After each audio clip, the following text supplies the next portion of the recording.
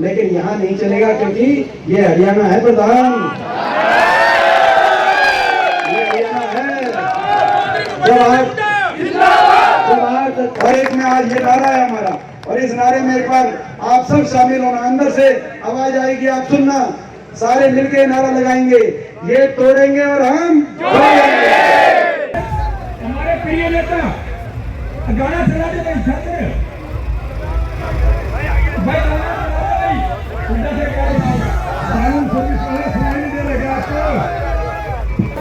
चलिए चलिए, शाबाश शाबाश सुबह सिंह भाई, बिठाइए न परिला में, बैठ जाओ सारे सारे दोस्तों। बहुत ही बढ़िया कि हमारे दोनों सांसद आपके उम्मीदवार को आशीर्वाद देने आए हैं, समर्थन देने आए हैं, सहयोग देने आए हैं। कृपया करके जो आगे बैठे ना, अरे 8 तारीख का अच्छे सिर पे चढ़ के पूजियो, एक बार बैठ जाओ। अब चलाओ, बैठ जाओ, बैठ जाओ, बैठ जाओ। आपका अपना कार्यक्रम, आप यही बैठ जाओ। सभी से निवेदन है, बैठ जाओ भाई, कोई बच्चे भी इसके नीचे हो गए, बैठो बैठो सभी भाई, सारे भाई बैठ जाओ, बैठ जाओ। अरे ये साथियों बैठ जाओ भाई। मेरा सबसे निवेदन है कि मेरे भाई सगे, जो मेरे भाई मेरे को मानते हैं, वो सारे बैठ जाओ भाई।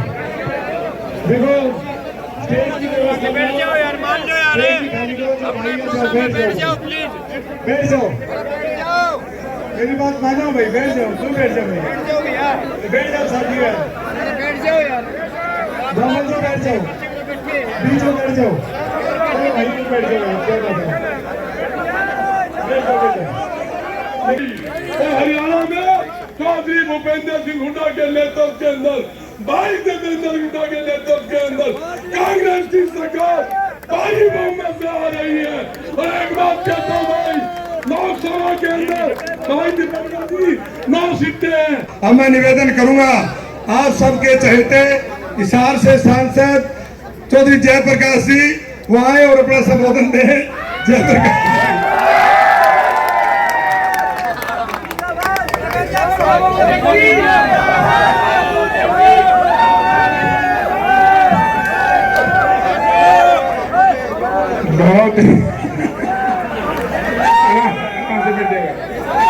बहुत ही सम्मान के योग इस देश में 5वीं बार इतनी छोटी उम्र में आज तक कोई भी आजादी के बाद सांसद नहीं रहा, जिन्होंने सड़क से लेकर के संसद तक किसान और मजदूर की, कोरोना में आपकी सेवा की, वो हमारे होनहार सांसद भाई दीपेंद्र सिंह हुड्डा जी, हमारे बड़े भाई जिन्होंने इस इलाके की लंबे अरसे तक सेवा की, खूब विकास कार्य करवाए, प्रोफेसर संपत सिंह जी हमारे साथी, जिनको कांग्रेस पार्टी की हाईकमांड ने, और जिस तरीके से कह रहा था भाई, सही बात है कि दीपेंद्र सिंह हुड्डा जी ने एक बात कही थी, और जब स्क्रीनिंग में हुआ मामला तो उन्होंने कहा कि जो मेरिट पे आएगा, सर्वे होगा,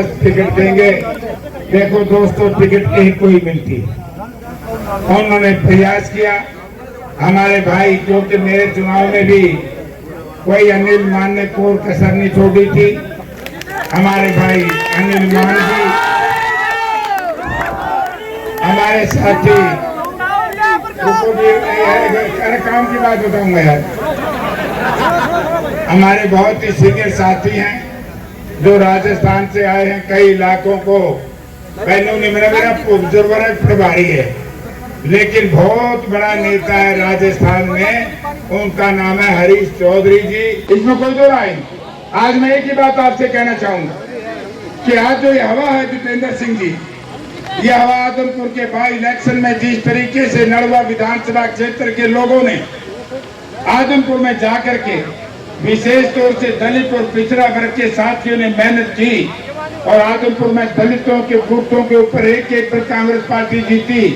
पिछड़ा वर्ग के जो गांव थे उनमें हमारा उनका भारी मुकाबला हुआ, उससे जो हवा बनी, आज उसी का एक नतीजा है कि आदमपुर की जनता ने जब हमारा कांग्रेस पार्टी का समर्थन किया तो कांग्रेस हाई कमांड ने चौधरी भूपेंद्र सिंह हुड्डा ने निर्णय लिया कि हिसार जिला में कम से कम जो हमारे दलित समाज के लोग हैं, जो पिछड़ा समाज के लोग हैं, उनको टिकट दिया जाए। आज यही एक कारण है कि लोग तरह तरह की बातें करते थे, जयप्रकाश का बेटा चुनाव लड़ेगा आदमपुर से, लेकिन मैंने कहा बाई इलेक्शन में मेरे परिवार का कोई आदमी दोबारा आदमपुर से विधानसभा नहीं लड़ेगा, यहाँ का बेटा लड़ेगा, गरीब का बेटा लड़ेगा।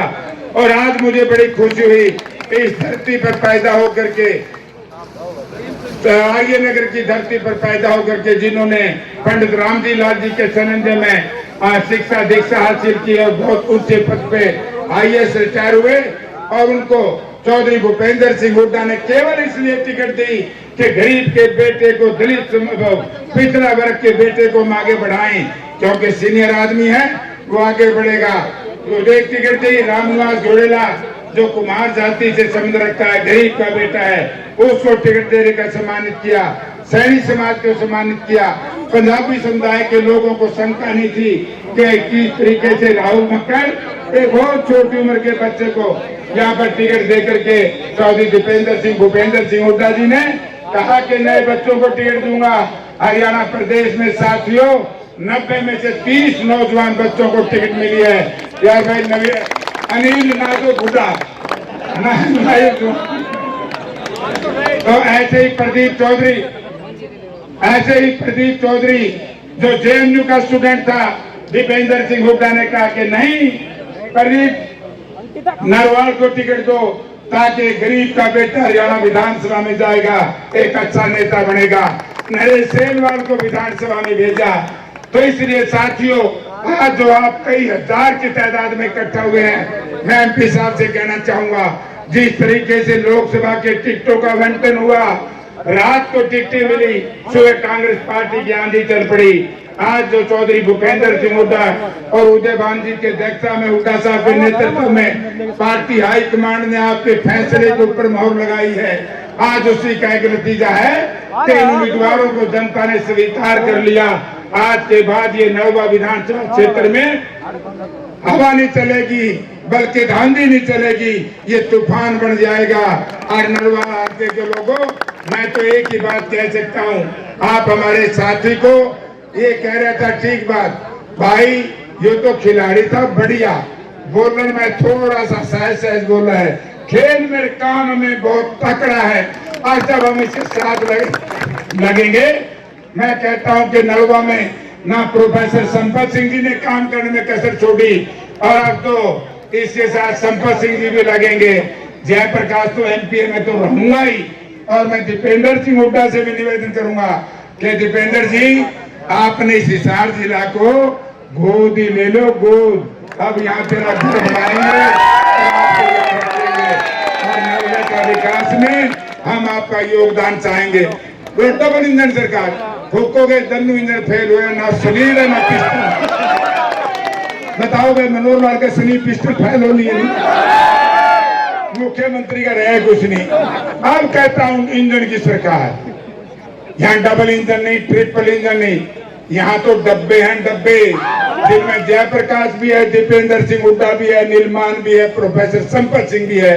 यहाँ इंजन एक है, इतना ताकतवर इंजन है। उस इंजन को फेल करने की कोशिश की थी, बड़े बड़े मुकदमे दर्ज किए थे, लेकिन चौधरी भूपेंद्र सिंह हुड्डा ने कहा कि मेरे दादा ने 1923 में दलित के छुआछूत को खत्म करने के लिए एक दलित के घर खाना खाया था।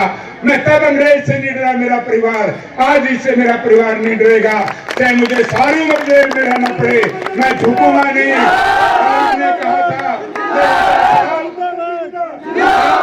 आपके यातनाओं को सहन करके जीतते जाना, देखते हैं उसके बाद हम दीपेंद्र से काम चला लेंगे। लेकिन केंद्र की सरकार डर करके आपके दबाव में लड़खड़ा गई। बहुत साथी कहते थे उड़ा चले जाएंगे, उड़ा चले जाएंगे, नहीं उड़ा हुआ। जब कसूर नहीं कर था क्या करेंगे भैया?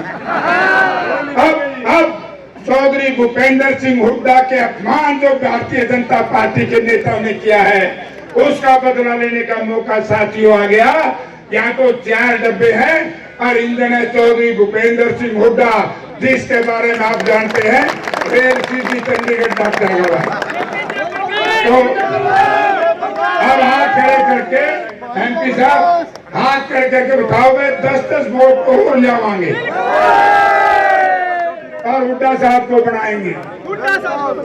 बहुत गलती चर्चा करते हैं, बोला जेपी साहब मुख्यमंत्री कौन बनाएगा? ये तो हमारा सिस्टम है, सीटिंग चीफ मिनिस्टर ना हो तो कांग्रेस पार्टी की रिवायत है विधायक एमएलए जो बनेंगे अनिल को बनाओगे, इनकी जो अनुशंसा होगी वो पार्टी हाईकमांड को देंगे। पार्टी हाईकमांड इतने बड़े नेता को कहेगी कि ठीक है सब लोग तेरे साथ है, क्योंकि राहुल जी संपूर्ण डेमोक्रेट हैं, प्रजातंत्र में विश्वास करते हैं। अगर राहुल जी डेमोक्रेट ना होते, ना जेपी को टिकट मिलना था, ना इन भाइयों ने टिकट मिलना था, भाई छुट्टी हो जाती। राहुल जी ने निर्णय लिया हुआ है जिसके साथ विधायक होंगे वही मुख्यमंत्री होगा, और मुख्यमंत्री वही होगा जिसके नाम से जयप्रकाश वोट मांग करके आपने लोकसभा में भिजाया। आज भी हम किसके नाम से वोट मांगे? हुड्डा साहब के नाम तो मांगे नहीं वोट, कर दो काम राम।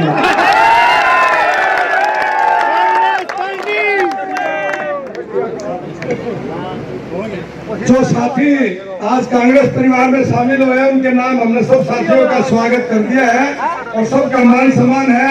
अब मैं निवेदन करूंगा आपके चहेते आदरणीय दीपेंद्र हुड्डा जी से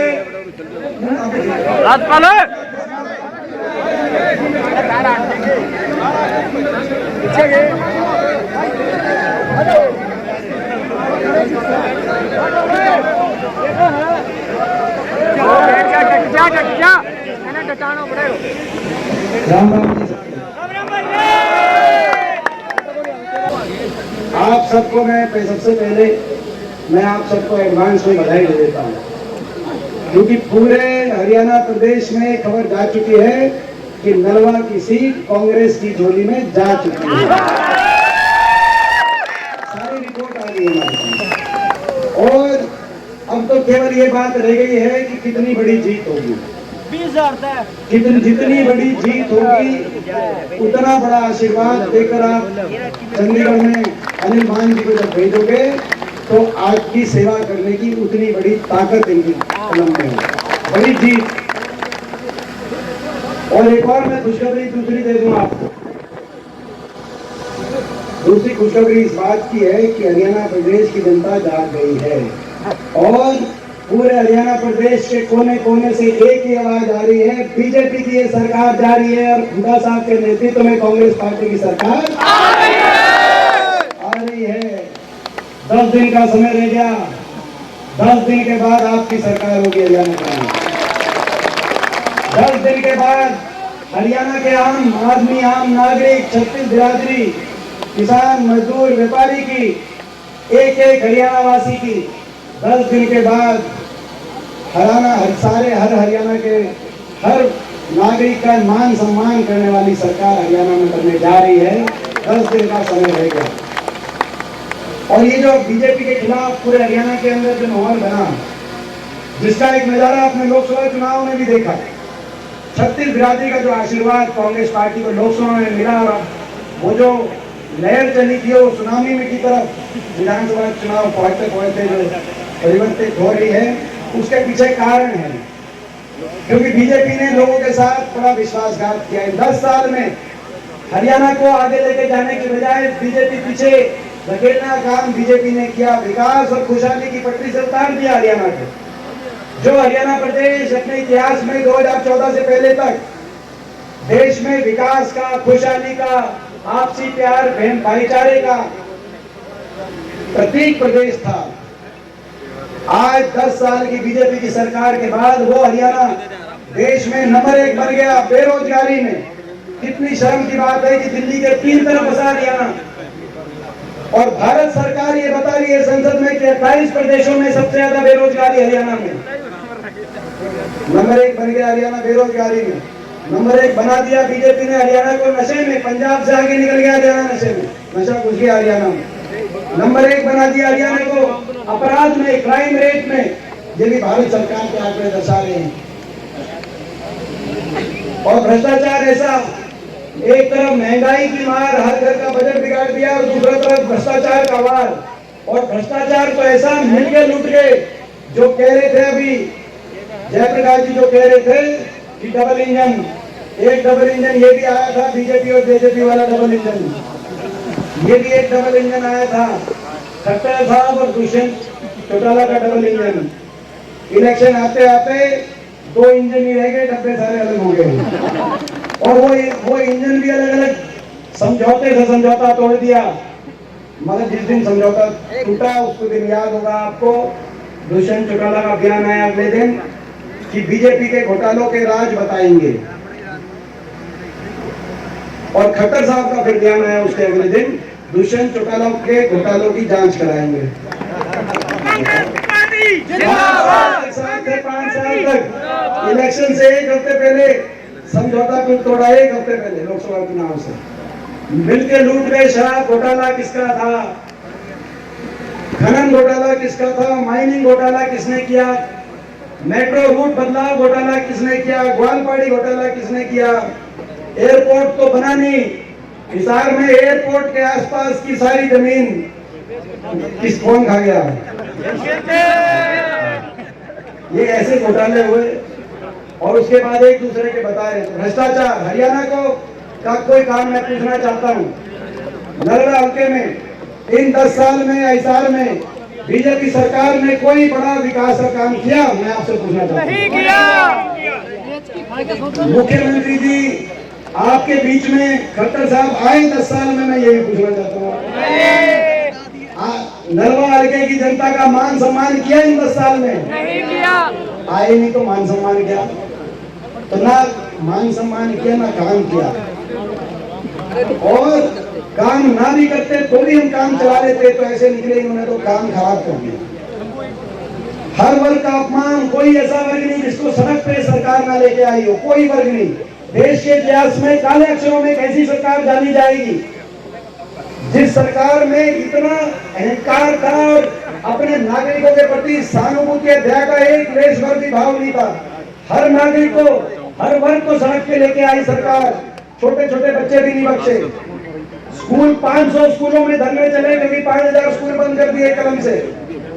3-3 महीने पहली दूसरी के बच्चे, छोटे छोटे बच्चों से लेकर और हमारे किसानों तक, जो 1 साल तक धरनों पर बैठा रहा किसान, 750 किसानों की जान की कुर्बानी देने वाली ये सरकार जानी जाएगी। किसान से लेकर कर्मचारी तक, जो ओल्ड पेंशन स्कीम के लिए दिल्ली चंडीगढ़ गए और उन पे लाठियां बरसी, सरपंच गए अपने अधिकारों को लेकर, उन पे लाठियां बरसी, आंगनबाड़ी आशा वर्कर गई हमारी बहनें, उन पे लाठियां बरसी। हमारी बेटियां, कम से कम बेटियों का मान सम्मान हर बात से ऊपर होना चाहिए देश में। ये तो वो देश है जहां अपनी दुश्मन की बहन बेटी की इज्जत भी अपनी इज्जत मान के देश की संस्कृति सिखाती है। जब बहन बेटी की इज्जत पे, द्रौपदी पे बात आई तो हरियाणा के ही कुरुक्षेत्र के अंदर महाभारत जैसा युद्ध हुआ। इन बेटियों का क्या कसूर था?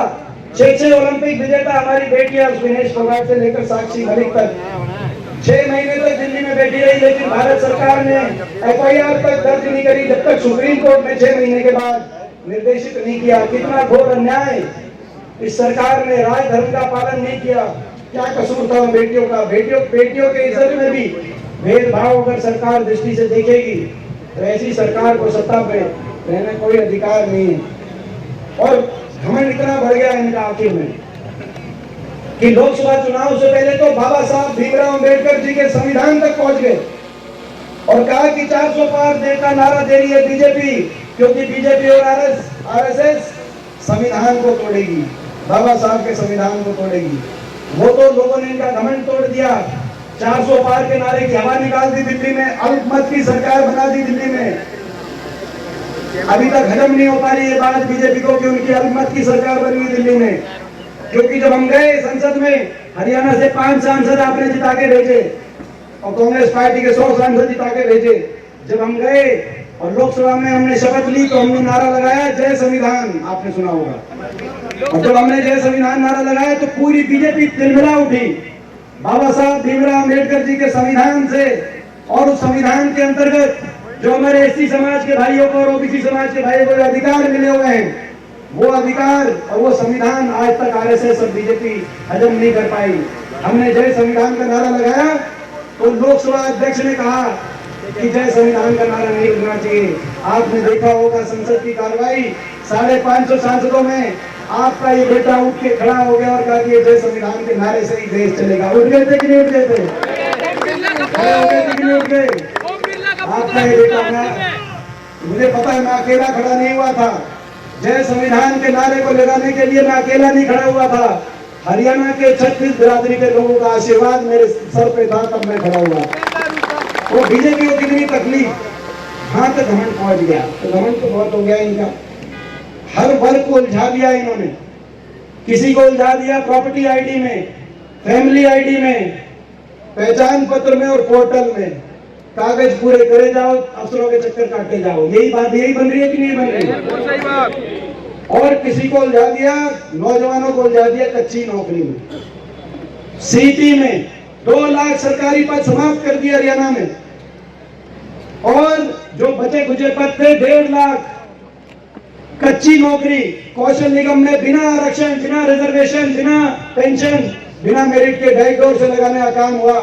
सीटी में उलझा दिया।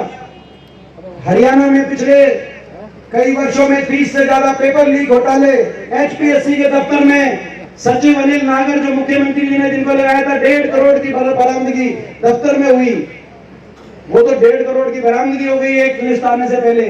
बाकी जो लिस्ट दफ्तर में, आप अंदाजा लगाओ, बाकी जो लिस्ट जिसमें बरामदगी नहीं हो पाई होगी।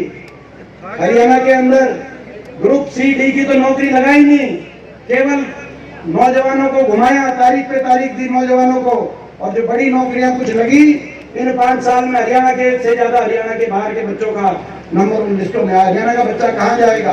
आज हरियाणा का नौजवान बेरोजगारी की गर्त में, कहीं डिप्रेशन में, कहीं नशे में, कहीं घर बार बेचकर विदेश की तरफ पलायन करने के लिए सोच रहा है। अपने भविष्य को हरियाणा में इतना अंधकार में इन्होंने बनाया। तो इसीलिए आज पूरे हरियाणा के अंदर लोगों ने मन बना लिया कि ऐसी बीजेपी की सरकार जिसने सब हर वर्ग का बुरा किया, गरीब आदमी की सारी स्कीम्स बंद कर दी हो, हर वर्ग का अपमान किया हो, जनता को उलझा दिया हो। एक और बात पे उलझाया इन्होंने, एक और बात पे उलझाया, जो जिस बात का कोई राजनीति में स्थान नहीं होना चाहिए।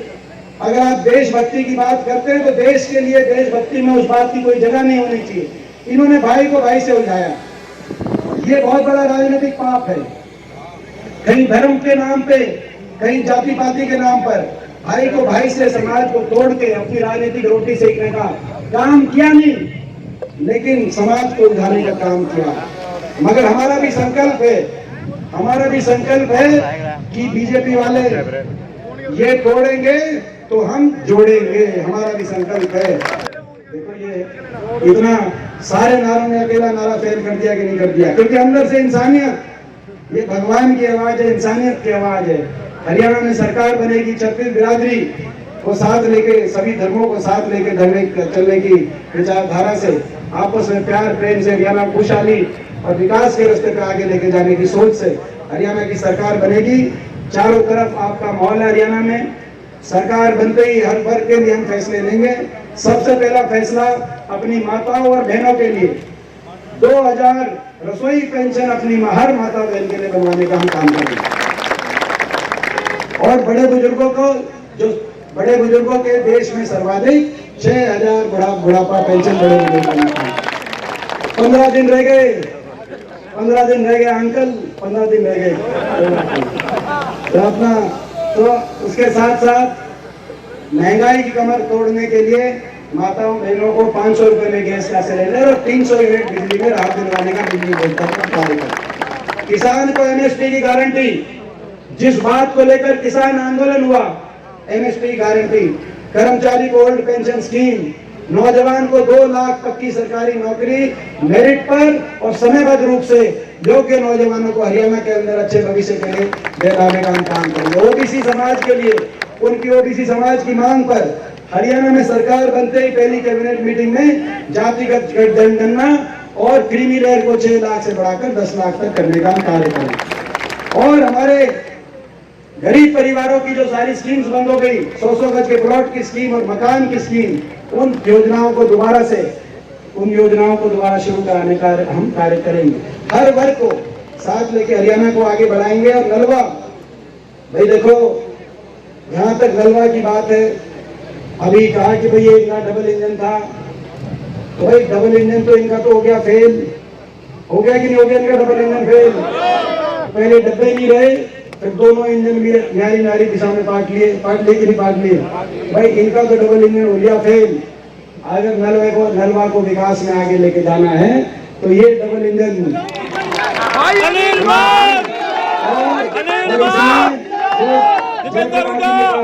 भाई ये इसमें जुड़ेगा। देखो ये तो हमारा तो है डबल इंजन, नौजवानों का डबल इंजन। नौजवानों के डबल इंजन को आशीर्वाद दोगे कि नहीं दोगे?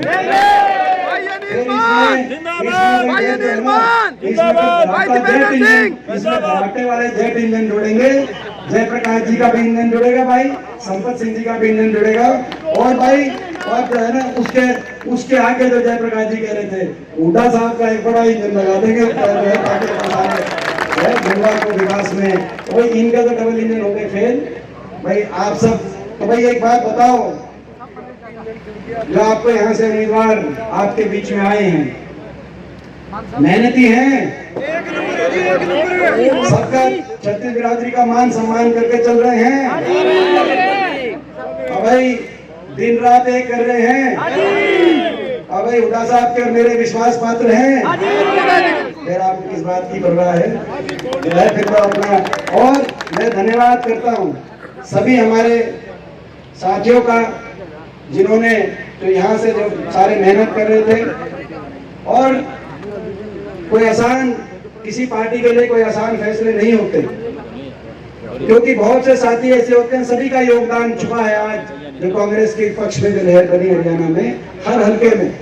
और खास तौर पे एक बहुत बड़ा आशीर्वाद यहाँ हमारे आदरणीय प्रोफेसर संपत सिंह जी ने जो एक आशीर्वाद दिया, बहुत बड़ा आशीर्वाद दिया, एक समझदार और सुलझी हुई सोच के साथ जो आशीर्वाद दिया। मैं ये विश्वास दिलाता हूँ संपत सिंह जी को भी, अपने भाई गौरव को भी, कि आपने जो ये एक साथ देने का जो आज काम किया है, आपने आज हमारी बात रखी है, हम आपकी आगे बात रखेंगे। और बाकी साथियों का भी, भाई मनोज है, ये भी बहुत ज्यादा मेहनत एक्टिव है। तो भाई दिलबाग है, दिलबाग हुड्डा का नाम नहीं लेंगे तो भाई ये मेरा काका भी है, ये मैं बताऊंगा आपको। ये गुरदास गांव से मैं वैसे बताऊंगा असली बात, फिर वो किसी की जचेगी नहीं। असली में मैं इसका काका हूँ। मेरा छोटा भाई मेरे चाचा जी है। तो भाई ये क्या करूंगा, जो बात है अपनी सामाजिक बात है ये। अब देखो बात ये बन रही है, बीजेपी का तो आपने देख लिया, बीजेपी के तो प्रचार करने दिल्ली और गुजरात से बड़े बड़े नेता आ रहे हैं कि नहीं आ रहे हैं? ये वही लोग हैं जब हमने यात्रा अपनी शुरू करी और कहा हरियाणा मांगे हिसाब, हरियाणा का इतना नुकसान क्यों कर दिया, जिन्होंने कहा कि भाई हरियाणा वाले हिसाब मांग रहे हैं, हम क्यों हिसाब दें, हम तो बीजेपी वाले हैं, हम तो हिसाब मांगेंगे उनका साहब, हम हिसाब नहीं देंगे, ये बोला उन्होंने। बड़े बड़े नेता आए दिल्ली से, गुजरात से, बोला हम हिसाब नहीं देंगे। मैं उनको बताना चाहता हूँ जो दिल्ली से नेता आ रहे हैं, क्योंकि हरियाणा के तो जो इनके थे, जो मुख्यमंत्री थे, उनको बदल दिया इन्होंने, बदल दिया कि नहीं बदल दिया? तो भाई हरियाणा के अंदर तो भाई ये जो आ रहे हैं और कह रहे हिसाब नहीं देंगे, भाई हिसाब तो देना पड़ेगा। बाकी हो सकता है आपका काम चल जाता हो, कहीं और चल गया हो, कहीं गुजरात में कहीं और आपका बिना हिसाब दिए काम चल गया हो, लेकिन यहाँ नहीं चलेगा, क्योंकि ये हरियाणा है प्रधान, ये हरियाणा है।